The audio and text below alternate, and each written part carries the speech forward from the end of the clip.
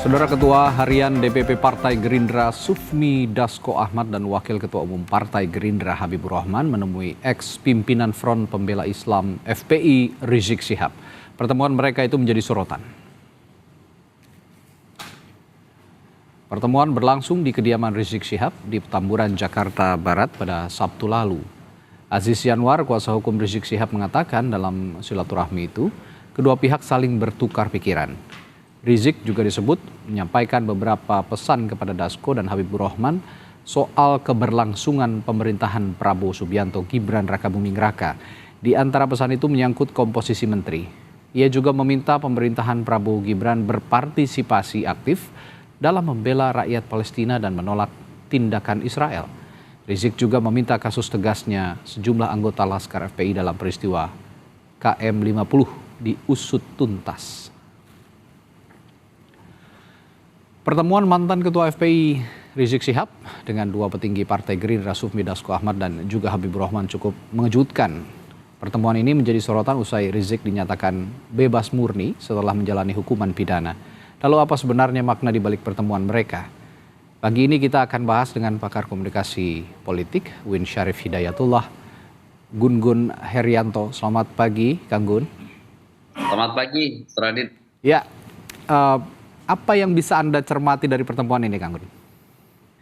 Ya, menurut saya ini adalah komunikasi persuasif ya yang dilakukan oleh Gerindra, dalam konteks ini Pak Dasko dan Habibur Rahman, yang tentu ya tidak ada pergerakan aktor politik tanpa intensi. Jadi intensinya pasti menurut saya ada jangka panjang dan jangka pendek ya. Jangka panjangnya ini tentu terkait dengan pemerintahan baru Prabowo yang tentu butuh situasi kondusif sehingga kemudian jangkar-jangkar kekuatan yang ada di elit maupun yang ada di masyarakat itu sedang dikondisikan. Nah, ini sebut aja prakondisi begitu ya untuk kemudian pemerintahan ke depan. Tetapi jangka pendeknya tentu saya membaca juga berkelindan dengan kontestasi dalam waktu dekat. Ya. Hubungannya tentu dengan pilkada. Nah, ini yang saya akan tanyakan berikutnya. Apakah ini juga jadi tanda dukungan Rizik untuk pilkada Jakarta kepada salah satu pasangan calon nantinya? Ya, memang kan belum begitu eksplisit, tetapi upaya langkah cepat yang dilakukan oleh Pak Dasko dan Mas Habibur Rahman itu saya meyakini, meskipun secara verbal ya, menyatakan tidak ada urusan politik praktis, tapi kita selalu membaca konteks ya. Konteks itu kan penting ya untuk menginterpretasi. Saat ini agenda terdekat adalah Pilkada Jakarta, November, dan proses kandidasi ini di bulan ini begitu. Dan kita tahu bahwa Kim sedang menginisiasi Kim Plus begitu ya. Dan proses ini kan tentu berkelindan dengan tokoh-tokoh yang kemudian punya jejaring. Sebut aja tokoh di luar partai yang juga punya jejaring ke basis massa. Saya lihat pergerakan 1 minggu terakhir ini kan menjadi menarik ya. Ketika misalnya Golkar menunjuk Deddy Mulyadi dan otomatis kan akan ada upaya atau inisiatif kembali memasang Ridwan Kamil di Jakarta gitu, dan entah itu nanti berpasangan dengan siapa, dan proses itu tentu juga akan butuh yang disebut dengan dukungan partai politik dan dukungan masyarakat ya. Dalam konteks ini jaringan komunikasinya tentu adalah figur, dan kita sama-sama tahu bahwa Habib Rizik dalam beberapa kesempatan memainkan peran juga di kontestasi. Contoh misalnya ya di 2018 akhir jelang kontestasi 2019 kan eksplisit memberikan dukungan kepada Pak Prabowo. Kemudian jelang 2024 GNPF, mungkin Mas Radit masih ingat, itu menyatakan tidak lagi mendukung Pak Prabowo begitu ya. Dan ini kan tentu terhubung juga dengan sosok Pak Habib Rizik ini gitu. Artinya Anda mau mengatakan Rizik Syihab dengan sosoknya saat ini masih memiliki pengaruh dengan massa yang dimiliki khususnya di Pilkada Jakarta, nanti di Jakarta arah dukungan massa ini akan dibawa oleh Rizik Syihab begitu kira-kira, Kang Gun?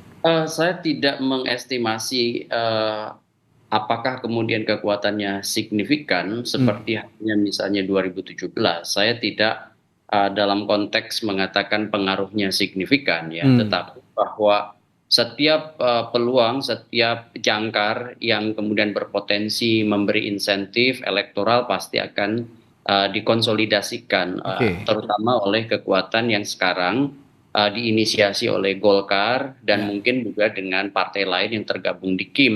hmm, Ini kan semacam upaya optimalisasi ya di lapis elit maupun di lapis akar rumput. Dan eh, kita sama-sama tahu bahwa ada satu figur yang punya kekuatan em, di Jakarta yang ya, begitu kuat ya, namanya Anies Anies Baswedan. Baswedan. Hmm, Dan Mas Radit tahu bahwa Anies Baswedan juga sekarang di 1 minggu terakhir kan hmm, mengalami apa namanya hitung-hitungan ulang ya, atau rekalkulasi ya dengan berubahnya sikap Partai Golkar. hmm, Dan tentu ini kan aksi reaksi juga dengan komunikasi politik yang dibangun oleh Pak Prabowo itu dengan partai yang awalnya di kontestasi Pilpres kemarin berbeda. Kongsi sebut aja Partai Nasdem, ya, PKB begitu ya. Nah, rekalkulasi ini mau nggak mau, suka nggak suka, juga akan berdampak pada skema-skema koalisi baru ya, yang hmm, kemudian apakah mungkin mewujud seperti yang kemudian diwacanakan Kim Plus. Nah, kalau misalnya adanya Kim Plus itu kan tidak cukup juga di level elit. Kenapa? hmm, Karena jika misalnya sosok Anies Baswedan melaju ya menjadi satu di antara kompetitor, meskipun hanya didukung oleh dua partai misalnya, tentu ini juga akan jadi lawan berat sehingga perlu konsolidasi kekuatan di luar partai politik begitu. oke. Ya, menarik seperti yang Anda katakan, rekalkulasi ketika koalisi pendukung Anies Baswedan ini mengalami riak kecil begitu saat ini. Boleh dikatakan ada guncangan kecil begitu ya, sehingga ada upaya-upaya begitu ya dari koalisi lawan politik Anies Baswedan yang salah satunya mungkin saja mendekatkan diri pada Rizik Syihab dengan makna-makna yang tentu saja masih interpretatif saat ini. Itu dalam konteks pilkada, Kang Gun. Lalu bagaimana dengan konteks dukungan kepada pemerintahan Prabowo Gibran? Bahwa Sufmi Dasko dan Habibur Rahman juga datang mengunjungi Rizik Syihab dan dikatakan katanya ingin mendukung juga jalannya pemerintahan Prabowo Gibran selama 5 tahun ke depan. Apa yang Anda cermati dari fenomena ini?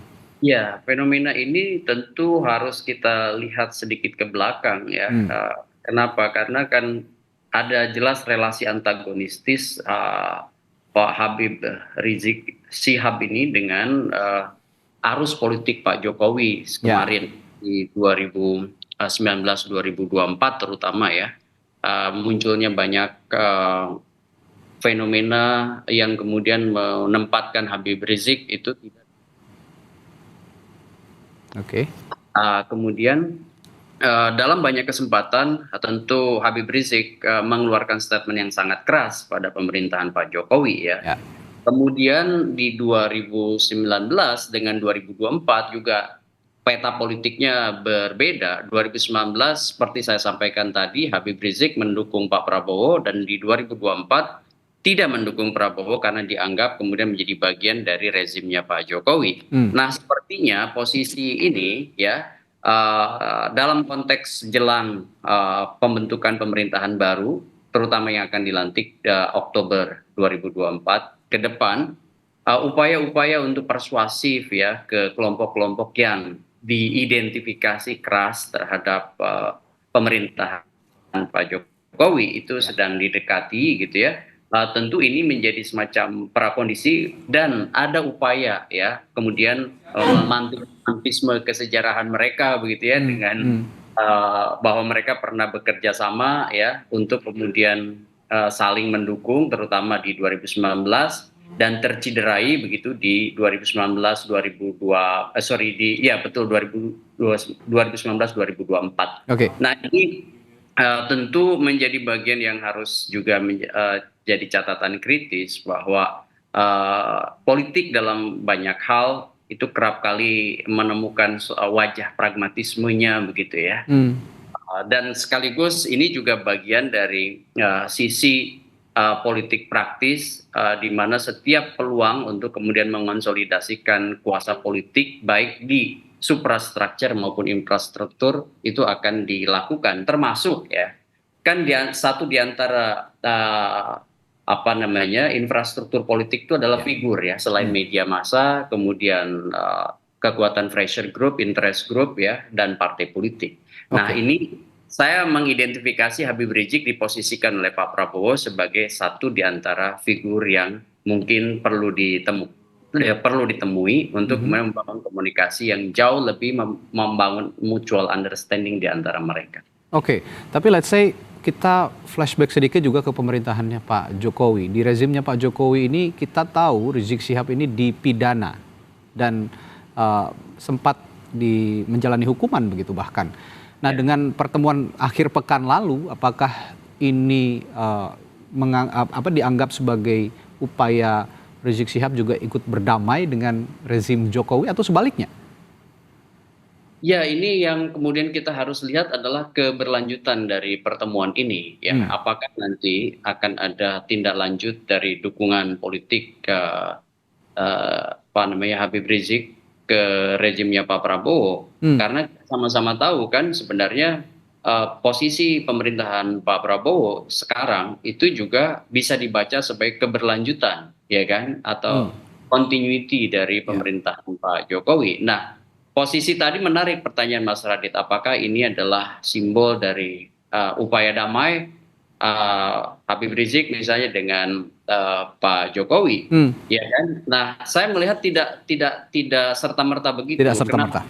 Ya, saya tetap membaca ada psychological barrier ya antara Rizik Syihab dengan Jokowi, tetapi tidak ada masalah yang sangat serius antara Habib Rizik itu dengan Pak Prabowo. Jadi konteks itulah yang mungkin dibaca menjadi peluang oleh Gerindra untuk memastikan komunikasi itu ditempuh sehingga kemudian ada pola resiprokal gitu, ada pola timbal balik. Nah, sekarang kan baru stimulus dari Gerindra. Sekarang nanti bagaimana respons dari Habib Rizik pasca pertemuan ini. Kita akan bisa lihat dalam waktu dekat misalnya di Pilkada Jakarta, apakah kemudian juga Habib Rizik memberikan sinyal dukungan pada sosok yang didukung oleh Kim misalnya. Ini juga jadi pertanda kemana bandul politik Habib Rizik ya dalam kuasa politik di era Pak Prabowo ini. Oke, tapi bagaimana dengan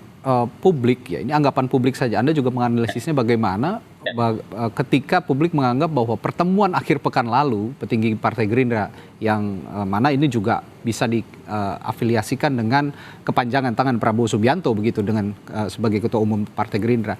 Ini apakah Anda juga bisa melihat bahwa ini mulai ada perbedaan rezim Jokowi dan rezim Prabowo ketika pertemuan ini terjadi akhir pekan lalu?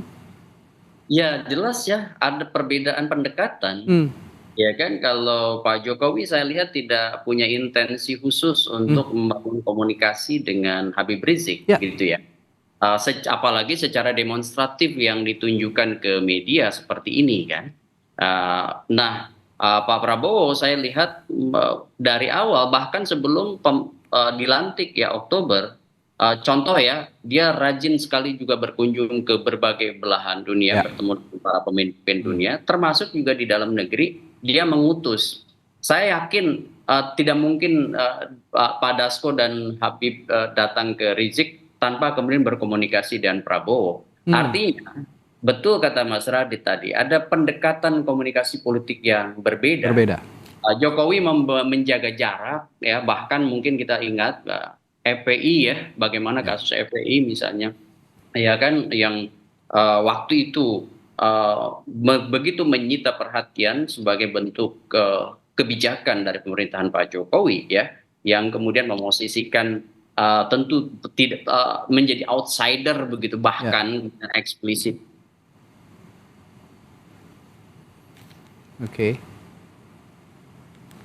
Merangkul. Oke, sepertinya ada kendala komunikasi sedikit dengan Gun Herianto. Ada psychological barrier. Sementara Pak Prabowo saya lihat mulai membuka ruang dialog dengan Habib Rizik. Saya tidak mengestimasi signifikan pengaruhnya pada kontestasi elektoral, ya, tetapi ini lebih pada political image yang sedang dibangun oleh Pak Prabowo. Baik, menarik sekali analisis dari Anda dan menarik juga kita nantikan apakah ke depannya ini akan ada fenomena-fenomena baru setelah pertemuan akhir pekan lalu. Terima kasih pakar komunikasi politik dari UIN Syarif Hidayatullah, Gun Gun Herianto telah memberikan analisisnya pagi hari ini terkait pertemuan Rizik Syihab dengan sejumlah petinggi Partai Gerindra. Sehat selalu Kang Gun, sampai jumpa lagi.